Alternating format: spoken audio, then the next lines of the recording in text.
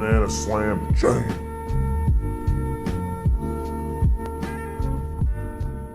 Welcome back, everybody. We got ourselves a BSJ replay 1000 MMR Morphling, who says he had a very, very bad lane versus Storm Spirit.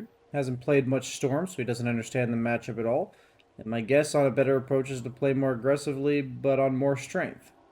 Had a decent 10 to 25 minute run of solid farm. Very much feel like I'm just tunnel visioning a goal and just not learning enough info on the map to stay informed on how my team is doing. Okay.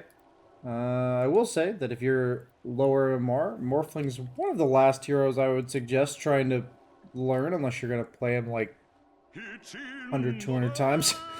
Very hard hero to play, but, you know, we'll ignore that fact and talk about some stuff. Let's go, BSJ. Yeah, let's go. Hell yeah.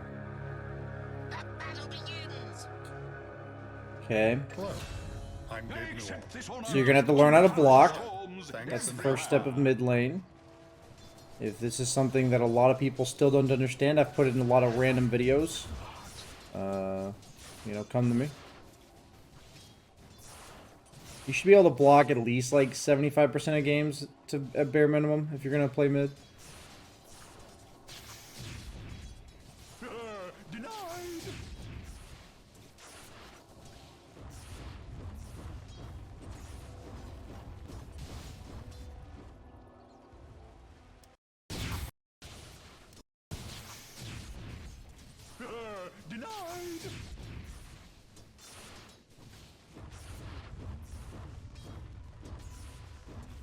Yeah, so I see you doing very little A stop A. I also see you just missing free CS. I'm just going to start this as a thing I always do. You guys can take it or leave it. If you're like less than 1500 MMR, you need to do the last hit training with whatever hero you're playing going into the game. And you need to be able to get like 85% of them. And you need to do A stop A on every single creep. You just don't need to miss free CS, guys. It's going to cost you games. And if you don't want to do it, that's fine. Yeah, so Morphling's power spikes are level 3 or 5-ish. Like 3 and 5. So if you look at his morph ability, you just have to read, right? Your shift rate goes from 1 to 4. And this kind of determines your strength as a hero, your shift rate. So you get 4 times as more powerful at level 3, and you get 2.5 times more powerful at level 5, right? In terms of your ability to trade and efficiently regen yourself back up. So for you to go on him at level 2 is kind of just stupid, but you know, you understand that. Or at least I think you do, because you did it again. Okay. I also have a Morphling guy if you want to hear me talk more about him on YouTube. Morphling specifically.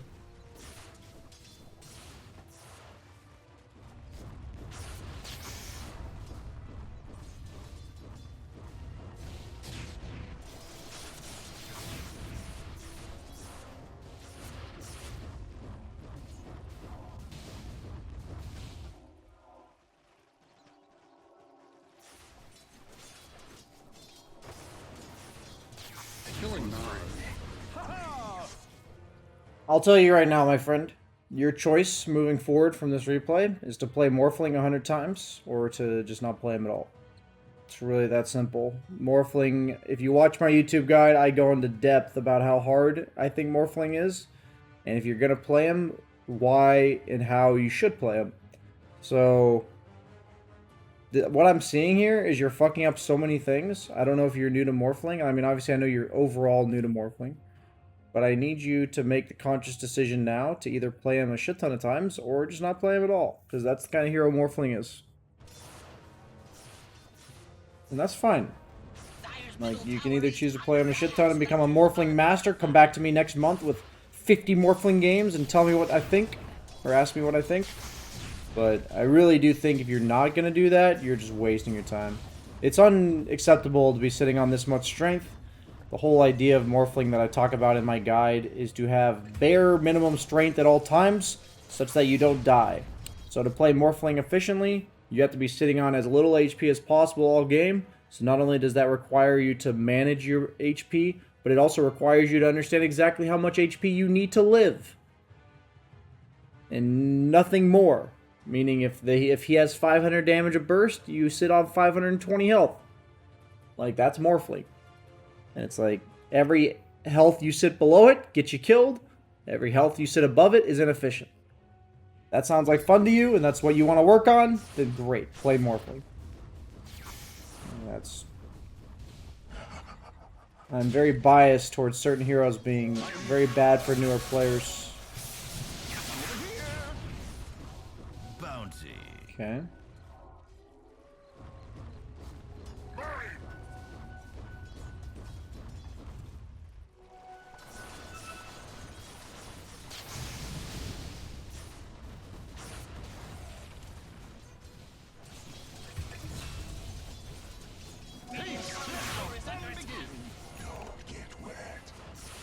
Definitely need to give yourself a ward as Morphling unless they griefed you and bought them all. Just, you need to be able to react to what people are doing, since you want to be sitting on as low HP as possible all the time.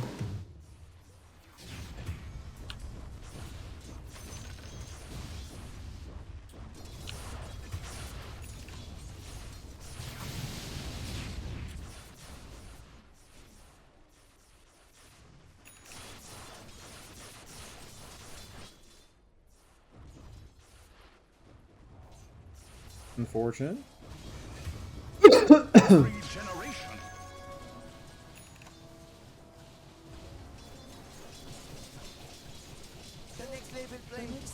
Radiant's middle tower is under attack. Dire's structures are fortified. Radiant's middle tower is under attack.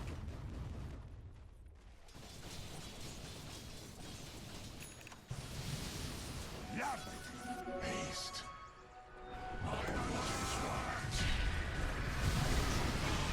Okay. Took an opportunistic rune and rotated with it. It was good that you pushed the enemy tower when Storm left. So your mid-game rotations seem decent. I highly recommend raindrops against long-range magic bursts like Storm. It lets you sit on 6 more agility, effectively, right? When you're farming. Radiant's top tower is under attack.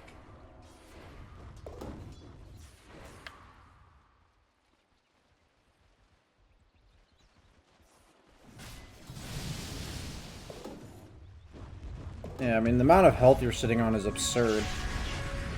Like, you definitely don't need remotely close to 2600. Like, this is clowny, to say the least. Dire's bottom tower is under attack. That just comes to kind of knowing Morphling's limits, though. If you're going to hit a tier 1 tower with 56 damage, I might as well just want you to hit Ancients with 200, you know? Like, why are we... or 150. You know, why are we hitting a tower with 56 damage when we could be hitting creeps for 150? You kind of just marched your way down a lane rather than saying, like, I'm going to force reactions and then split push, or, you know, I'm going to farm until they split up and then I'm going to go push pressure mid. You kind of just walked at mid and sat there with 50 damage. If you have to sit somewhere with 50 damage, it's probably not a good use of your time. Dire's top tower is under attack. So if you watch really good Morphling players, there's very little downtime. The weakness of the hero is that he has very low move speed, and that he has really no farming accelerant. His only way of farming is, for the most part, by right-clicking.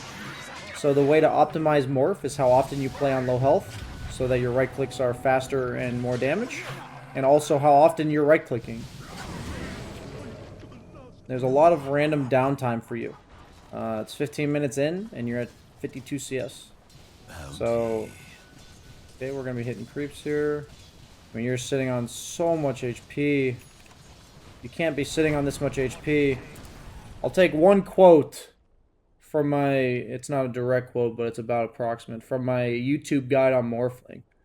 Either be willing to play this hero to its absolute limits and die randomly, or don't play it at all. Like, this is unacceptable. Like, 1600 HP, like, you're just missing 59 agility. Like, you don't need all of that agility.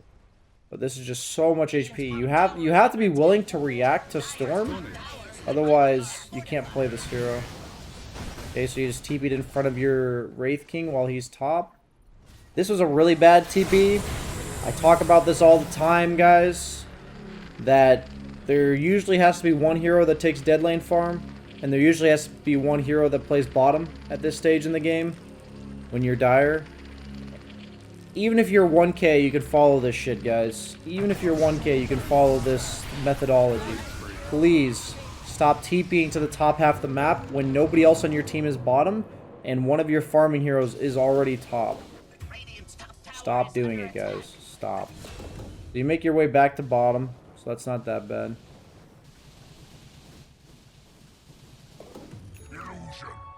So when you're farming jungle as a 1k, you guys need to check lanes. All I see here, this is what I see. I see you farming ancients, and I see a bottom lane that is massively pushing into you. So what that tells me as a farming hero is that the next place I go is bottom. Like, I'm between bottom and mid right now. There's a huge wave pushing in bottom. That means I go bottom 100% of the time. There's no exceptions. Unless Wraith King says, I want bottom farm and TP's in front of your face, like, which may happen sometimes, but you should 100% go bottom here. And I also don't even see you look at the lanes. And I just watch your mid-bottom tower die, and then your Grimstroke TPs. And then you come to this team fight mid, and what do you get out of it? Absolutely nothing. Good team fights and good tower pushes are all set up by other lanes being pushed properly, guys. Other lanes being pushed properly. Other lanes being pushed properly. Bottom, bottom. Stop going just straight mid. Stop going just straight mid. Force somebody bottom, then go mid. Dota. Luckily, you're up by 9,000 gold somehow.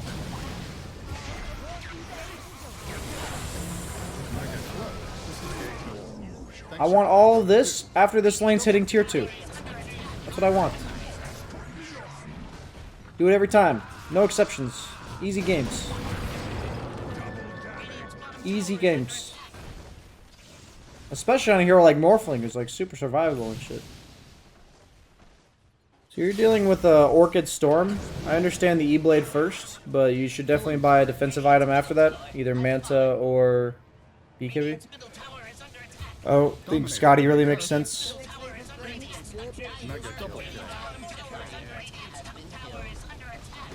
So this game is pretty much a stomp from here on out. I see a lot of basic fundamentals that you can improve upon. A lot of them are already in my videos. Generally speaking, the lower MMR you guys are, the more often I can say, you know, whatever you're doing wrong is already in my videos. So you need to focus on CSing fundamentals. You need to focus on lane pressures fundamentals. You need to focus on going from jungle to lane fundamentals, which is purely based on what lanes are pushing in. You need to focus on not TPing to your own safe lane, unless there's nobody else there. And when it comes to playing Morphling, man, I've already given you the options there. So hope you learned something. That's it for this replay.